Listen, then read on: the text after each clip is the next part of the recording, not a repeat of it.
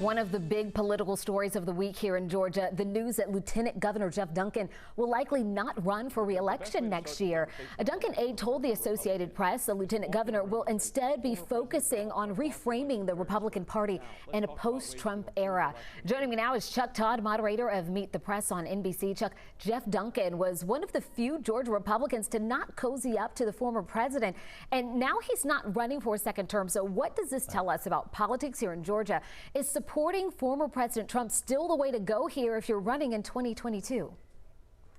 Well, apparently I think that a bunch of Georgia Republicans have said there's no room in the party to run against Trumpism, right? And Geoff Duncan was actually on my show, I want to say about 4 weeks ago, and he told me then he wasn't running for the Senate and that he wanted to try to rebuild see if there was room for the party for sort of, I think, where he comes from, right? Whether, the Mitt Romney wing of the party is probably the easiest way for me to describe it, which is, you're fiscally conservative, pro-business, certainly maybe conservative on some social issues, but not irrational.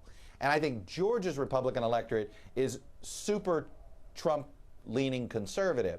That's not the way it is in every state, but I really think that's why you're seeing a lot of these less Trumpy Republicans in Georgia go, I'm out for the statewide office this year. It looked like Governor Kemp was trying to win back the support of some of those Trump supporters who may have turned on him as he spent the last week condemning cancel culture. Stacey Abrams, President Biden, in regards to the new voting law here. But former President Trump sent out some statements this week that were very critical of the governor. So where does Governor Kemp find himself right now with a primary about a year away?